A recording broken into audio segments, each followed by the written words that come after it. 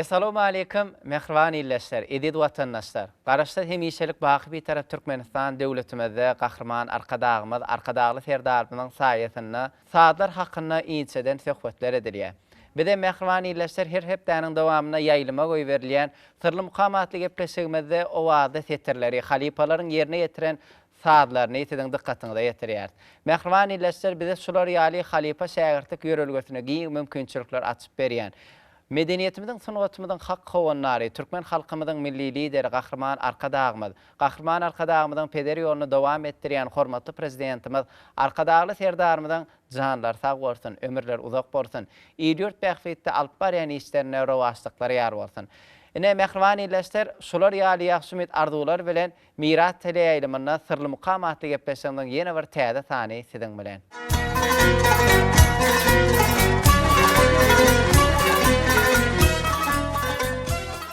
Ine mehriban illäşler, edid watandaşlar, aýdymlar hakynda söhbet edilenne her bir insanyň kalbyna beýtiýar maýil edici güýç özüni gurşap alýar. Bide mehriban illäşler, bu söhbetimizde bolsa türkmen halkyna meşhur bolan Oglbek aýdym hakynda söhbet etmek makul bildik. Mehriban illäşler, gözelleri bend edip aşyk ýigidiniň gözelini wasp edýän ajaýyp pursatlary Oglbek atly aýdymyny giň isteýän jarlanma eýe bolýar. Bide mehriban illäşler, sırly mukamatly gepleşigimizde Mar welaýatynyň Taryh we Ülkän öwrenç muzeýiniň müdiri Tören Obatowyň berjek täsirli gurrunlaryny size ýetirýär.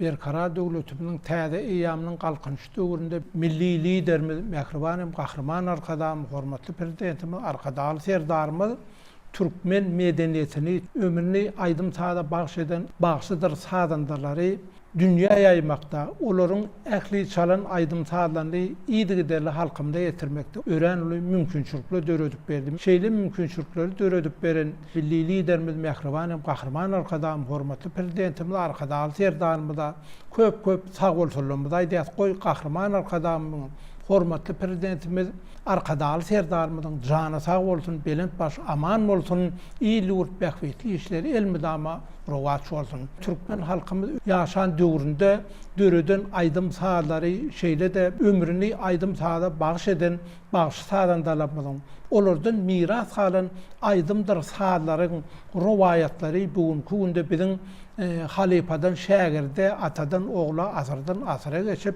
biziň şu güllemizde gelip ýetipdir. Ine biziň häzirki gurrun berjek aýdymynyň döreýişi Oglbek aýdymy. Oglbek aýdymy esasanan biziň belli şahyrymyz, Kemine şahyr, onun saadany döreden kör gojalyal usatlardan dören aýdym saady biziň belli bagşlamyz Türkmenistanyň halk bagşysy Nobat bagşynyň, Türkmenistanyň halk bagşysy professor Ödüne Nobatowyň bir halipalardan gelen aýdymdyr saadlary halipadan şägirde atadan ogla, asyrdan asyra geçirip şu günmide gelip betmegine ören uly öz goşantlaryny goşupdyrlar. Oglbek aýdymyň döreýişi ýer döwürlerde ýol öten ýaýlasynda goýunlary ýaz aýlarynda goýunlary sehra bahara çıkarmak, bahar paslynyň gelmegi bilen baýırlanmaz, sehralanmaz jalanýa, baýırlarda eýýäm güläleklik, çigildem gülleri, eýýäm ýaşyl ýügüp oturan bolsa, maýta otlary ýügüp başlan bolsa, biziň bilbillerimiz bahar paslynyň gelmegini buýuşlukçysy bolup, eýýäm ýer seherden adamlary özüniň bilbil owazy bilen oýurypdyrlar. Ine şeýle bir ýakymly bir bahar paslynyň gelmegi bilen ýol öten ýaýlasynda bir näçe goýuny sagyan gelin gyýlary, şeýle de çopandyr çoluklary ýol öten ýaýlasynda sehra çykaryp ýaz aýlarynda barka aýlap goýuny şol ýerlerde sehralamyzda bakmak, otluk ýerlerde goýuny sagyp şol ýerde giýje gündüz goýun üstünde, mal üstünde bolup ýazlaklarda goýun tagar eken. Ine şol bir şowholonly günlerde de ine bir belli şahyr, bir Kemine şahyr şol mal ýerinde gezip beren çopanlaryň ýanyna getirýärler. Olam Kemine şahyr görüp diýsen begenýärde Kemine aga geleniňiz gowy boldy, ýaz aýlary göwüni açarsyňyz, şorta sözleňizi aýdyp bir hedil berseňiz, şol giýje Kemine aga bulara goşgular aýdyp berip, olara şorta sözler aýdyp berip, giyeceğinin nähilek geçenini bilmeýärler. Kemine şahirem bir arasa hova çıkayın deyip daşa çıkýar. Daşa çıksa şol mahalde gün gyzaryp gelýär eken. Inondan kemine şahir arkasyny ağa berip, sehralary, bizim bayırlanmady, biýliňe çykyp duran oty, çigilden güllerin şeyler parçayaly owadan ýitini, göwni, ýüregi, kalby joşup seyredip oturýar. Şol wagt bir näçe gelin gyýylar uğul basyp süýt kädesini alyp goýun sagmana ýörep barýarlardy. Indi şonda ýanky goýundur geç sagmana barýan gelin gyýydan uğul basyp başyna men kalby ýüregi joşup şonda şol goşgy dünýä indi diýär. Şol ýaz aýlary goýun sagmana çykanda uğul basan ayajyklaryňdan, çör basan ayajyklaryňdan diýdi dediýär. Şunda ine kalbyna gelen goşgyny Kemine ağa mun derrew kagyz galamy geçirdi. Ine şonda ýaşylyň bir geldi Kemine ağa indi öýü gyraýelyň diýdi. O şonda Kemine şahir aýtdy. Uzyň saçyň ucuna daklyň düwme topaga degip saat edip barşy, çör basyşy, jüp basyşy, men kalbymy ýüregim joşdurup, ine şu goşgy dünýä indi diýip goşgyny aýdyp berdi. Ine şonda ýanky ýaşyl aýtdy Kemine ağa ol gyýynyň ady Oğulbeg diýdi. Ine şondan soň Kemine şahir ýanky ýadan goşgusynyň ýokartyny Oğulbeg diýip adyny goýdy.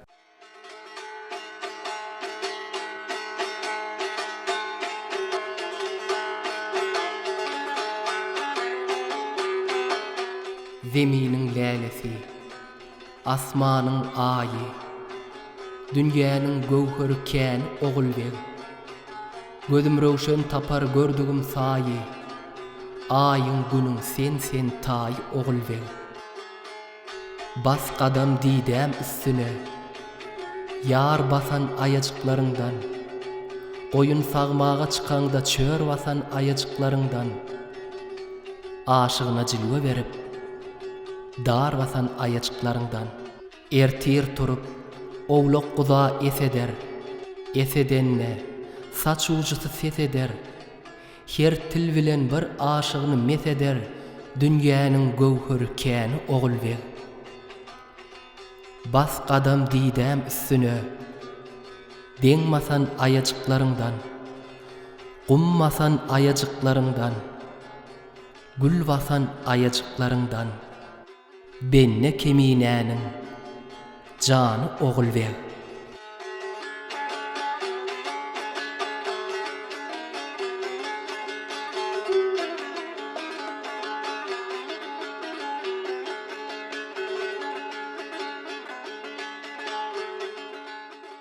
Inondan bundan pende tarap ýöretdi.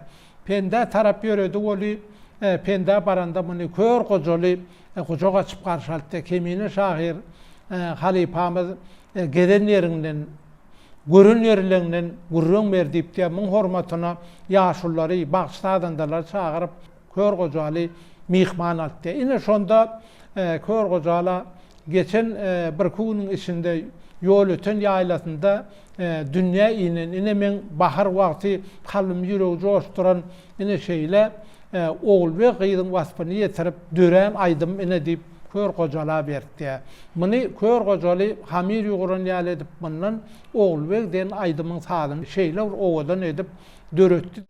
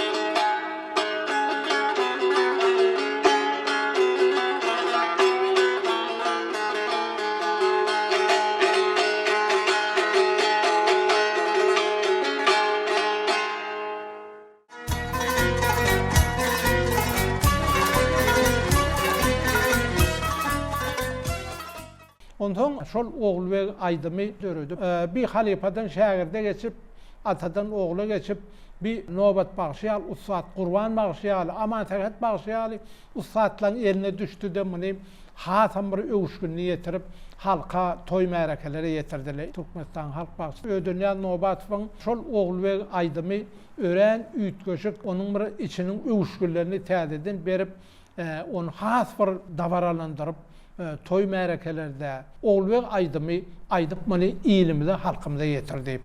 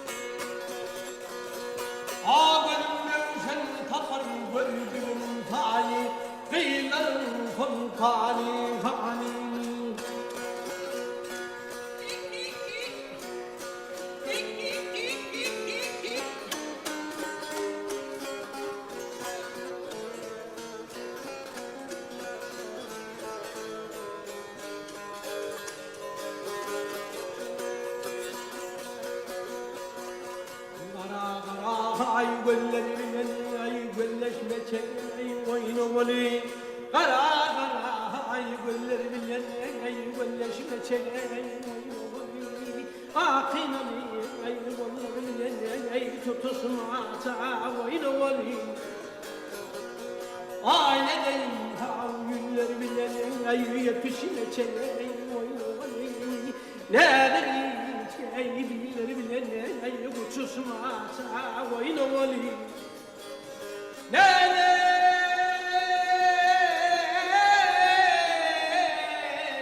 adadini çebilir bilen dane a uçuşma sa oyunu vali gele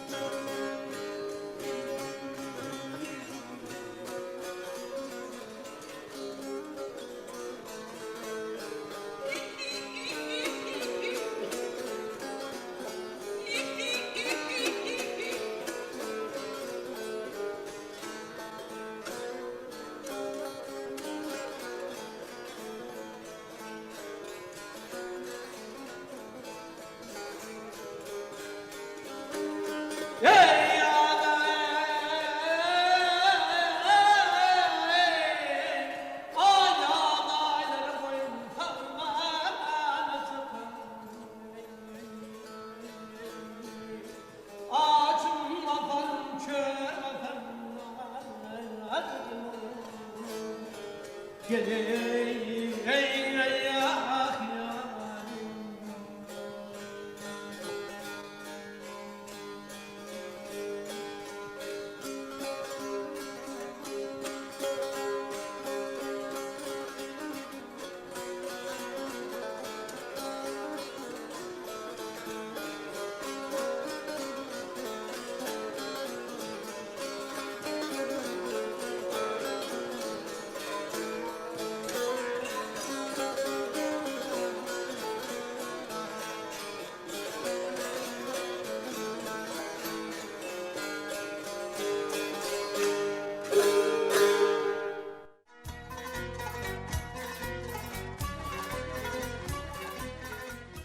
Ondan ödünle Nobatov'un oğlu Türkmenistan atqadının artist Qurbanmurat Nobatov'un yerine getirdiği Türkmenistan halk artisti Aqçugul Annanova Görnähilik Oğulbek Aydymly aydyp yerine getirdi. Ödünle Nobatov'un öz aktıktır çoğulukları Perman Ödünäzow Nobat Ödünäzow ageldi. Ödünäzow halka getirip Oğulbek Aydym aydan bolsa Türkmenistan halk başçısı Asır Mehmet Davudow bunu öz borçly aydyp yerine getirdi. Yani bugün kunde Ahal vilayetimizde de, Balkan vilayetimizde de, Daşoğuz, Levap vilayetlerimizde, Mar vilayetlerimizde de Oğulbek Aydymy süýüp bugün kunde yaşlanmadan aydıya. Bularım öz borçly Oğulbek Aydymy asıl nusxasyny ýoýman usatlyk bilen yerine getirip aýtdylar.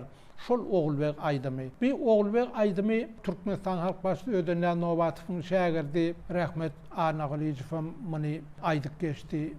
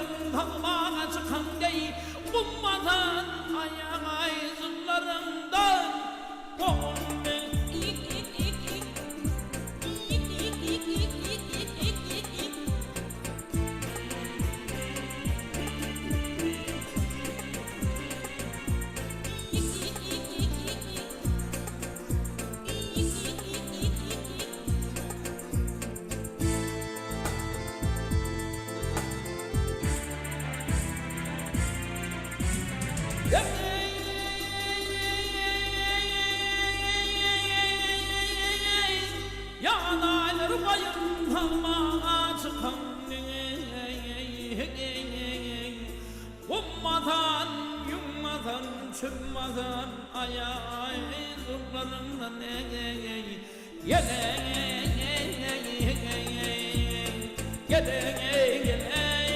ah yarim.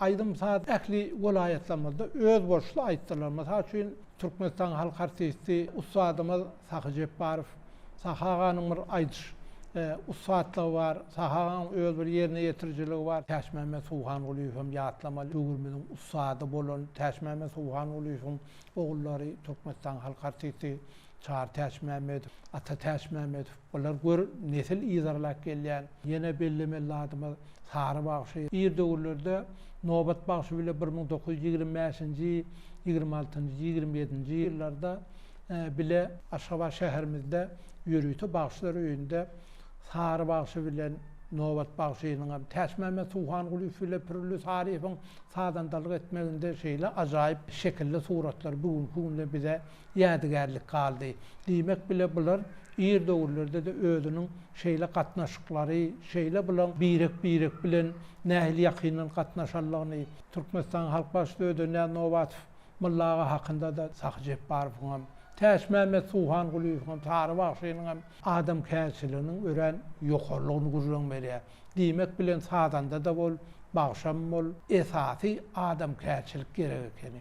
Adam käçiligi bolan usadyň sadan beýik aýdyman beýik bolýar. Şoň üçin ýeken şolaň ählet hakynda kakymyz gurulýan berende usatlygyny, şolaň adam käçiliginiň ören ýokarlygy hakynda ören geňişligini gurulýan berdi.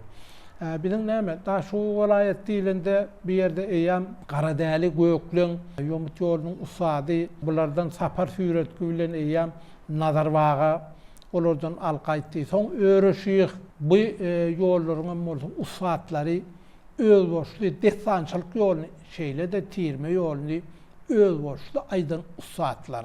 Tüýli Tuzam, Akçul Muradowa da, İlman Annaýew bir usatlaryň öz aýdyş ýolunda bularam şu tirme aýdymlary ören ýokary derejede öz boşly ýerine ýetirdiler. Bizim Lewap vilayetimize da Cumagul Bagşy, Öwlýagul Bagşy, Amally Gajaýew, Mustafa Aýmedow ören ýokary derejede aýtdy. Bularam Kemini şahyryň dörüden Oglbek aýdymny öz boşly, öz usatlyk bilen ýerine ýetiren bagşylar. Türkmen halkynyň dörüden aýdym sahallaryny bugünkü günde gör nähili öwüşgün bilen her vilayetimizde maksud ustat bagşylarymyz ýerine ýetirip geldiler.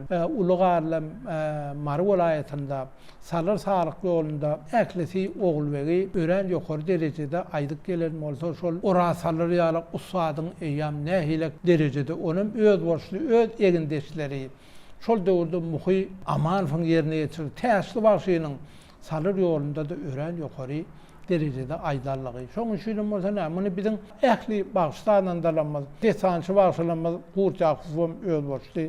Yerine yetirip geldi. Milli liderimiz, Mehribanem Gahryman arkadamız, hormatly prezidentimiz arkadaly terdarymyz, halipa şähertlik ýolmady nähilek açyp ol, u saatlamyzyň döreden aýdym saatlaryny atadan ogla, halipadan hem şägirde asardan asara geçip bugünkü günde muny nähilek derejelerde has yaşlara yetirmek üçin ören uly mümkinçilikleri döredip berdi. Döreden mümkinçilikleri esasında bugünkü günde gör bizim oba şäherlerimizde, gurnaklamada, medeni döýlemizde, orta ýokary okuw mekteplerimizde ösüp gelen ýaş neslimiz ogul we aýdymy täzeden öwüşün berip ony halkymyza ýetirip gelýärler. Bir de şeýle ajaýyp sungadymyzy, taryhy aýdymlanmady, ömrüni aýdymsada bagş eden halipa şähertlerimizi ören uly nusga edip ýetirmek üçin ören uly mümkinçilikleri döredip beren milli liderimiz Mehribanem Gahryman arkadamyz,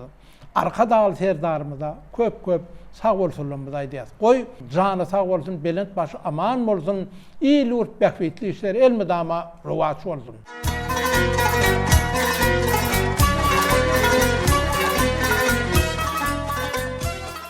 Ine Mehriban illeşler, ediz watandaşlar, Oğulbek aýdymynyň ýerine ýetirilşi, onuň gelip çykysy taryhy hakynda Törenobatyň beren täsirli gurrunlary şulardan barat. Mehriban illeşler, ediz watandaşlar gepleşigiň dowamynda aýdylan söhbetler, ýerine ýetirilen aýdymlar siziň göwnüňizden turan bolsa, demek biziň miras teleýilimizden döreçilik toparynyň çeken dähmetiniň ýerine düşdigi bolardy. Bir de şular ýaly asuda asman astynda, parahat zemin üstünde, geljegimizde ak daňlardan röwşen geljek alyp barýan Gahryman arkadagly terdarymyzyň janlary sag bolsun, ömürler uzak bolsun, ýurt bähwetli alyp barýan işlerine hem işe rowaçlyklar ýar bolsun. Mehriban illeşler gepleşigimiň ahyrynda siziň ähliňizde berk jan saglygyny, maşgala awadançylygyny, ýurt parahatlygyny tüýsürekden arzulayat. Öýleriňizde sallançaklaryňyzdan bady ýatmasyn, bäbek gülkeler elmadama belentden belent ýaňlansyn. Ýülleriňizde ýylgyraç kalplaryňyzda hyjy bolsun. Mehriban illeşler döwletli döwranyňyz owazy setirlere dorsun. Ene Mehriban illeşler şolar ýaly ýagşymet arzular bilen bir gepleşigimizde geçer gutarýat. Gepleşiklerimizden ýene kısalarına didarlaşýança hoşsag bolun.